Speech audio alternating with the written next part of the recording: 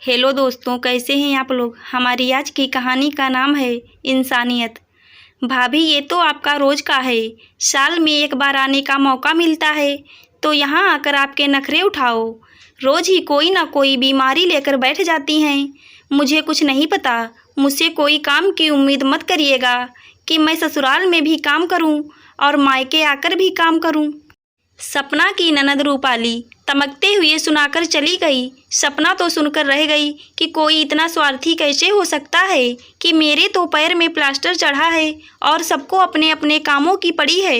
आज सुबह ही आंगन की सफाई करते हुए वो फिसल गई थी और पैर फ्रैक्चर हो गया था। तभी 15 दिन के लिए प्लास्टर चढ़ गया था। तब तक सासू माँ लीलावती जी सर पर हाथ मारती हुई आ गईं। हाय रे मेरी फूटी किस्मत, सोचा था कि बहू आ जाएगी तो सुकून से 2 घड़ी बैठकर आराम करूंगी, बेटियां आएंगी तो उनसे बातें करूंगी। वो बेचारी कितने अरमानों के साथ मायके आई हैं कि भाभी कुछ सेवा करेंगी, लेकिन यहाँ तो तुम उल्टे हम माँ बेटियों से सेवा करवाने के लिए तैयार बैठी हो। मुझे तो लगता है ये सब तुम्हारी सोची समझी चाल है। तुमने जानबूझकर चोट मार ली और प्लास्टर चढ़ाकर बैठ गई। तुम्हारा तो ये रोज़ का ही है। बड़बड़ाते हुए वहाँ से चली गईं। ये हैं मेरे ससुराल वाले, जिन्होंने एक बार भी मुझसे मेरा हाल चाल पूछना ज़रूरी नहीं समझा। किसी को भी नहीं लगा कि मुझे भी भूख लगी होगी कि कोई मुझे खाना ही दे देता। ये वही लोग हैं जिनकी मैं दिन भर एक टांग पर नाचते हुए सेवा करती हूँ, सबकी एक आवाज़ पर दौड़ती हूँ, और आज मेरे लिए कोई नहीं। ननद जी बता रही हैं कि साल में एक बार आती हैं, और मुझे तो लगता है मायका ससुराल एक ही जगह होने के कारण वो ससुराल में ही रुकती कितना है। हर तीज त्यौहार, घर में किसी का बर्थडे एनिवर्सरी हो, वो बिना बुलाए ही हाजिर रहती, और यहाँ तक कि अपनी एनिवर्सरी और दोनों बच्चों के बर्थडे भी यहाँ आकर ही मनाती हैं। मेरी एनिवर्सरी और बच्चों के बर्थडे पर खाली हाथ चली आती हैं, क्योंकि सासू माँ का कहना है कि बेटियों से लिया नहीं जाता, सिर्फ दिया ही जाता है। वापसी में पूरे परिवार का खाना पैक करवा कर ले जाती और गिफ्ट भी ले जाती, लेकिन फिर भी शिकायतों का पुलिंदा तैयार ही रहता और मुँह फूला रहता कि भाभी ने तो कुछ किया ही नहीं, कुछ दिया ही नहीं। गर्मियों की छुट्टियों में तो पूरे 1 महीने के लिए अटैची लेकर आ जाती। अपनी ननद आकर भी चली जाती, लेकिन मेरी ननद जी वापस नहीं जाती, क्योंकि ससुराल में काम करना पड़ेगा।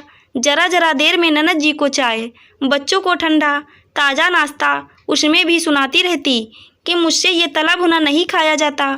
तो एक दिन भेलपूरी बना दी तो दोनों माँ बेटी ने ये कहकर नाक में दम कर दिया, मायके में कुछ देखा हो तब तो बनाना जाने, वहाँ लैया ही खाई हैं तो वहीं बनाकर रख दी। खाने में रोज़ सुबह शाम वैरायटी चाहिए रहती। अगर सुबह कुछ बच जाए तो मेरे हिस्से में, और सबके लिए ताज़ा ताज़ा बनाओ। सुबह से रात हो जाती, लेकिन फुर्सत नहीं मिलती। लेकिन आज जब मुझे सहारे की ज़रूरत है तो सबने मुंह मोड़ लिया, ऐसे जता दिया कि सब कुछ मैंने जानबूझकर किया है। सबकी फरमाइशों पर दौड़ दौड़ कर खिलाने वाली आज खुद भूखी बैठी है और कोई उसे पूछने तक नहीं आया, बल्कि सुनाकर चलते बने, मुझे भूख लग रही है। ये सब सोचते हुए सपना की आंखें छलछला आईं और वो घिसटते हुए किचन तक जाने की कोशिश करने लगी, क्योंकि उसे दर्द की दवाई खानी थी। तभी उसके पतिदेव आकाश भी घर में घुसे और उसे इस तरह घिसटते देखकर आगे बढ़कर उसे सहारा देकर बैठाया और चिल्लाने लगे, क्या घर में कोई है नहीं जो तुम इस हालत में भी किचन में जाने की कोशिश कर रही हो? माँ है, रूपाली है, उसकी बड़ी बड़ी बेटियां भी हैं, उनसे कहकर करवा लेती। आपकी माँ और बहन ने मुझे 4 बातें ही सुनाई, और किसी ने मेरा हालचाल पूछना तक जरूरी नहीं समझा। सबको खाना बनाकर खिलाने वाली को आज ज़रूरत पड़ने पर कोई खाना देने वाला भी नहीं है इस घर में। कहते हुए सपना रोने लग गई। तो ठीक है, मैं कल ही तुम्हें मायके छोड़ आता हूँ, और अब से तुम भी किसी की सेवा नहीं करोगी। जो लोग ससुराल छोड़कर मायके में पड़े रहते हैं वो भी सुन लें कि जो मेरी ज़रूरत पर मेरे काम नहीं आए तो मैं भी उनकी आवभगत नहीं कर सकता। माँ, आप भी सुन लीजिए, मैंने सपना के मायके फ़ोन कर दिया है, कल मैं उसे वहाँ छोड़ आऊँगा। आप सब अपना अपना इंतज़ाम कर लीजिए। लोग इंसानियत के नाते बाहर वालों को खाना के लिए पूछ लेते हैं, आप घर की बहू को खाना भी नहीं दे सकीं। मुझे आपसे ऐसी उम्मीद बिल्कुल नहीं थी। इतना कहकर आकाश सपना को लेकर कमरे की ओर चला गया, लेकिन आज माँ बहन के व्यवहार ने उसकी आंखें खोल दी थी। आशा करती हूँ दोस्तों आपको हमारी कहानी ज़रूर अच्छी लगी होगी। धन्यवाद।